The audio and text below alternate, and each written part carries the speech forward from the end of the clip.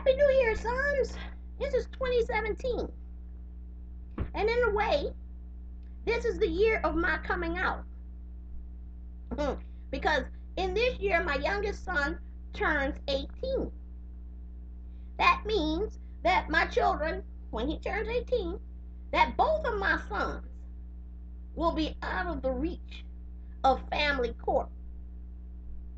And family court can no longer place rulings on your head. And I have this bottle of Voyant to celebrate that coming out.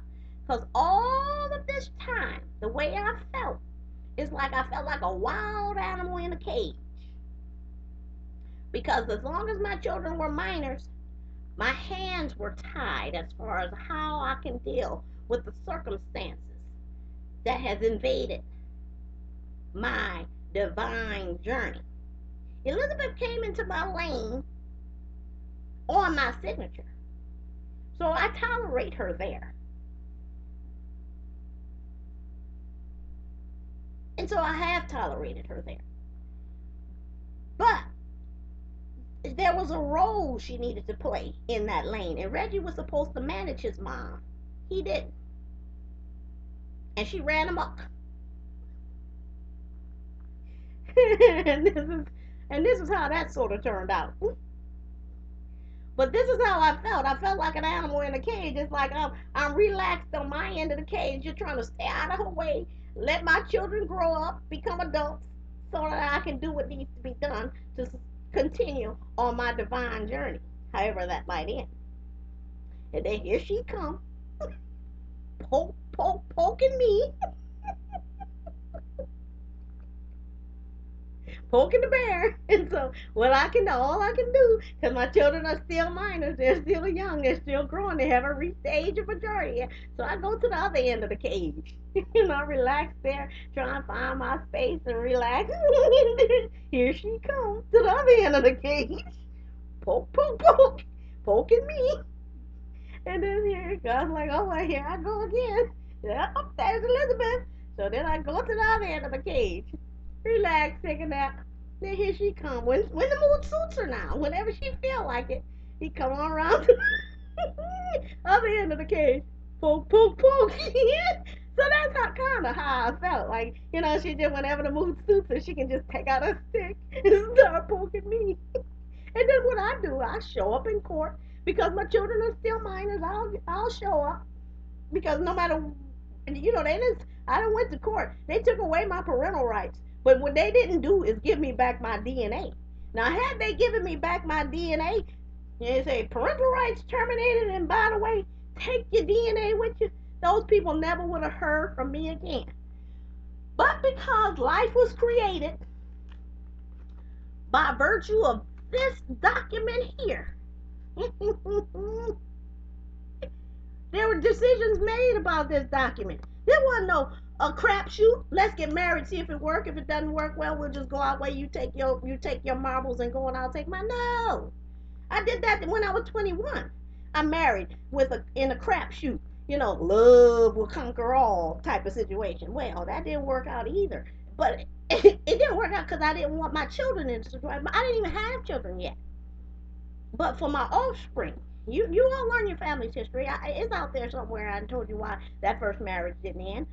The first marriage ended. But those people are alive and well today. They want to verify facts. You can verify those facts.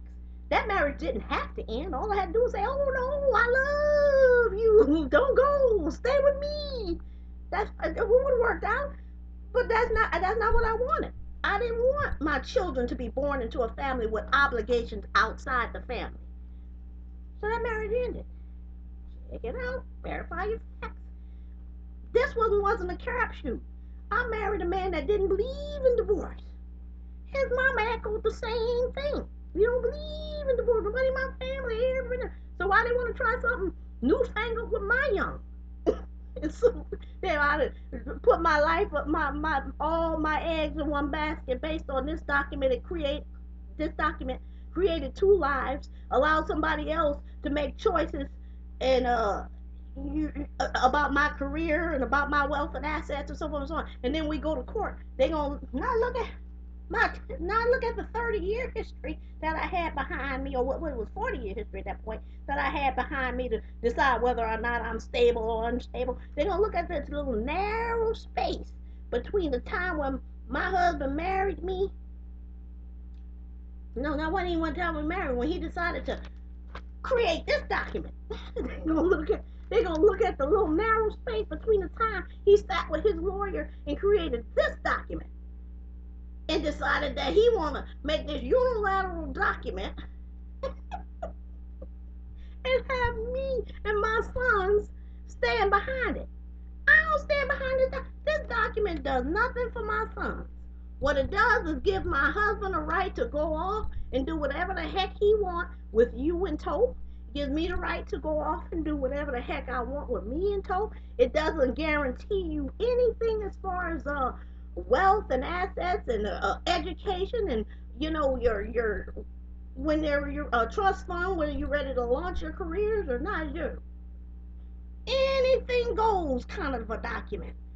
30 pages of who you're going to be with on weekends and holidays, and where you're going to be on Mother's Day weekend and Father's Day weekend, and where you're going to spend, who's packing your suitcase, who's paying for medical, and this document never kicked in. And it shouldn't have kicked in, because this is the document that matters. This is the one that I'm still standing on. Now what I'm saying to you, my sons, is you have to decide which document you want to embrace. Because Elizabeth is in her lane, decide what she wants to do about your life and your future. And she living comfortably on your wealth and assets and on your inheritance and stuff like that. that uh, that is something that you're going to have to decide, that whether you want to have a say in those things, because I already know my course. I already know what I need to do. The choice is where do you stand on this journey? Because I'm still on my divine journey. It was a divine journey when I started, and it'll be a divine journey when I get to the end. But you all should have a say what matters in your lives and what's important to you. Because all I can do is know that now that you're 18, well, now that we'll both be 18 this year, that all I can do is that you make your own choices. And I would suggest that you all go and get yourselves some life coaches. You can get the same life coach, or you can each have a life coach, but you need to get somebody that you can bounce ideas off of when you want to decide what you want to do with your lives, like, your career, your relationships, and so forth and so on. Because it'll be over my dead body before I sit here and let Elizabeth be your life coach. She's already shown what she can do when she's trying to advise singleton men, and I'm not impressed. So anyway, all I can do is say that you all should give yourselves some time to learn who you are, what you value, what you stand for, because you all have a long journey ahead, God be willing. You have a long life ahead of you. The 18 years you spent as children. The next 40, 50, 60 years you're going to spend as adults. And if you don't figure out what went wrong in your family and what you value and what you stand for, you're in for a long, forlorn journey. And all I can say is when I look back on my life, it's not a script I would have written for myself. But I recognize my life in it. I recognize my values. I recognize my truths. And I'm not twisting in the wind. I don't look down my life's journey and see that one year I was over this lane valuing this, and then the next year I was over there valuing that, and nobody knows what I really mean and what I stand for, because I'm all over the place. My life has been consistent. It has been a divine journey. It's been a good journey. And I don't know how it's going to end. I cannot tell you that, because I'm not a prophet like Elizabeth. Reggie always told his mama was a prophet. She ain't no prophet. If anything, she's channeling Lucifer. She's not no prophet. But anyway, I can't tell you. I don't have a crystal ball, and I can't tell you how things are going to end.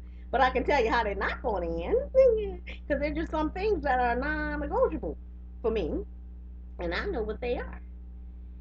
And you should find your truths, and you should understand. You grown now.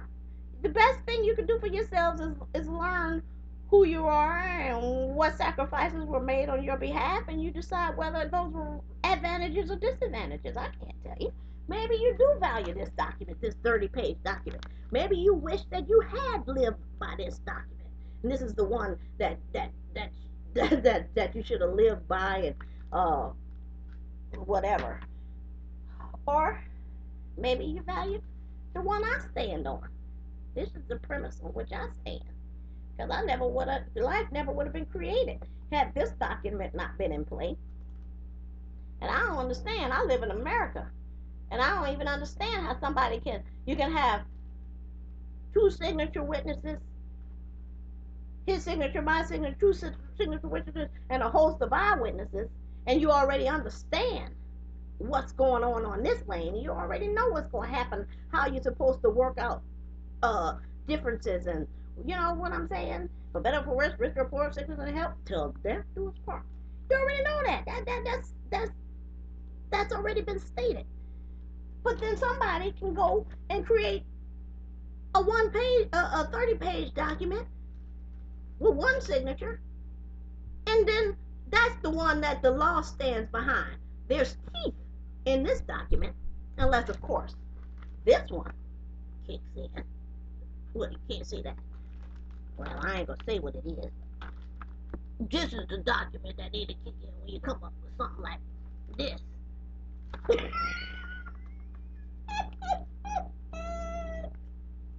This is the document that kicked in when this document came into play. This one never stood the test of time. Cause I know I couldn't deal with this. This wasn't for me. This one and this one works for me. Now you have to decide what works for you, where you stand in this thing. Because life is short. Eat dessert first. That's all I got to say. I turn this